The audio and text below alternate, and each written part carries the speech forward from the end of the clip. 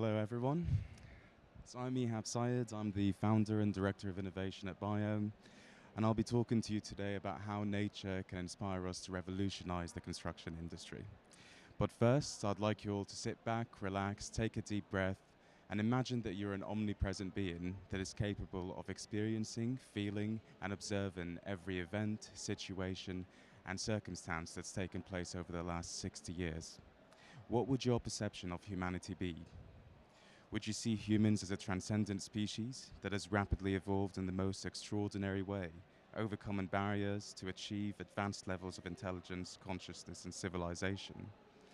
Or would you see a foolish species willfully ignorant of its impact upon the world? Would you see a collection of beautiful and unique organisms with limitless capacity for compassion and empathy? Oops, sorry.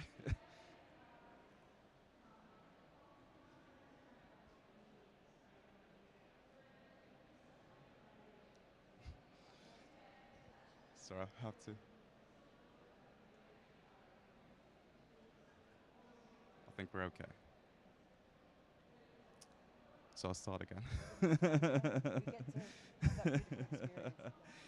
So, would you see humans as a transcendent species that has rapidly evolved in the most extraordinary way, overcoming barriers to achieve advanced levels of intelligence, consciousness, and civilization?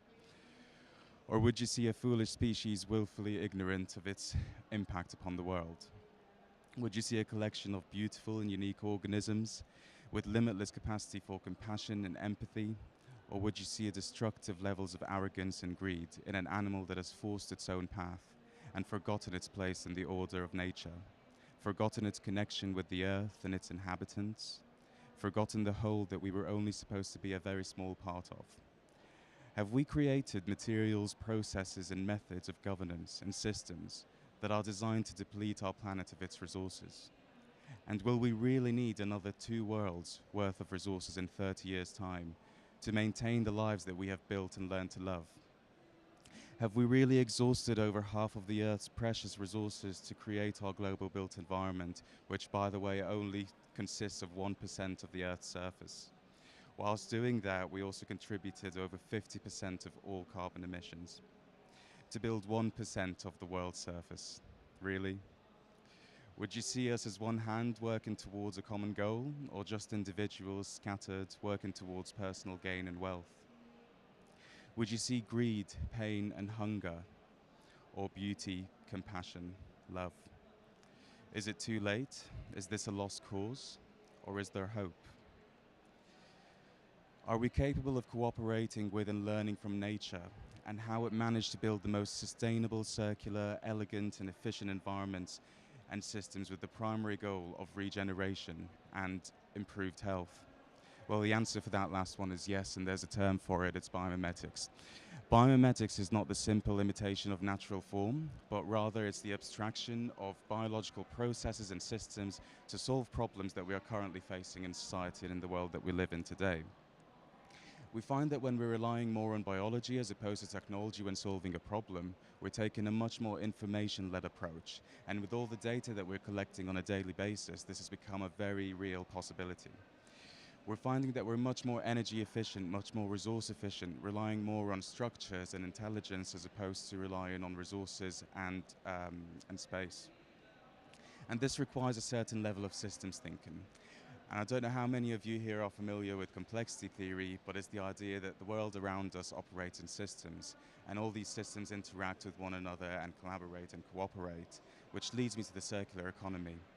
Circular economy, if you haven't already been bombarded with what a definition could be, is we're currently operating within a linear economy where we extract, make, use, and dispose, and have a huge impact on the environment along every step of the way.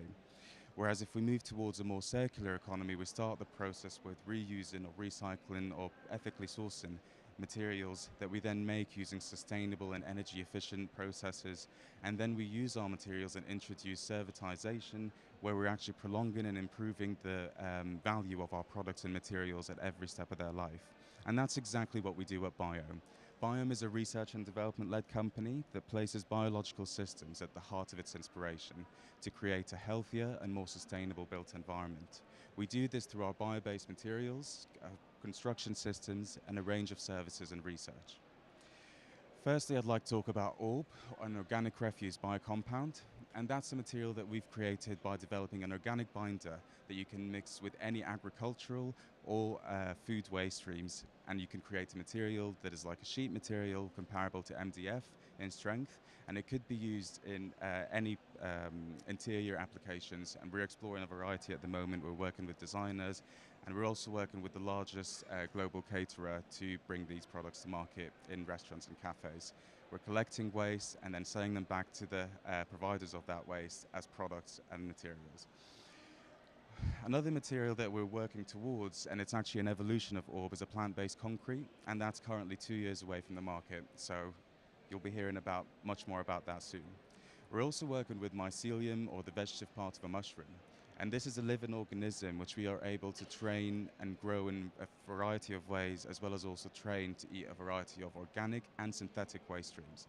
So we're able to create an insulation material, which we've got samples of over there, which is completely fire resistant, it's self-extinguishing. You can see Zoe Loughlin completely obliterating it on a BBC documentary there.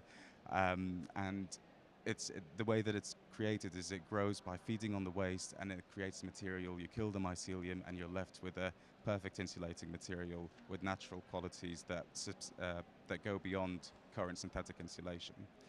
But when introducing such radical materials and technologies, you need to ensure their survival, especially when the industry is not particularly built to be open to these sorts of ideas. And you're able to ensure survival by creating an appropriate ecosystem. Just like in nature, any species that is introduced in an appropriate ecosystem. And we've done that by creating an interlocking construction system that allows buildings to be deconstructed at any stage of their life. It's all purpose-built and purpose-designed for natural materials, which may not have the inherent strength of current synthetic alternatives. And it helps reduce the environmental impact by 120%, costs by 70%, and build times by 95%. And this is something we're looking to launch alongside our plant-based concrete in 2 years' time. But again, when introducing radical solutions, you need to ensure the appropriate ecosystem is in place. And we do that by creating a circular business model that is purpose-built for our processes and our methods, and takes into account the product value and material value at every stage of the way. And it's purely based in collaboration. Without those collaborations, this business model would not work. And it's a new way of doing business ethically and in a way that is equitable and just. We're working towards a biomimetic future, but a biomimetic future is not only going to be present in our buildings and our products, but it will be present in the way that we think, the way we work, and the way we do business, to reduce time and costs and allow us to be more efficient and also more resource and energy efficient, but also to reduce our impact on the environment, and most importantly, to look after our health and well-being. Because buildings should not just shelter us from the elements, but they should be conducive to our psychological and physiological well-being. And let's hope that that would allow us to be the species that has achieved advanced levels of intelligence, consciousness, and civilization. Thank you very much.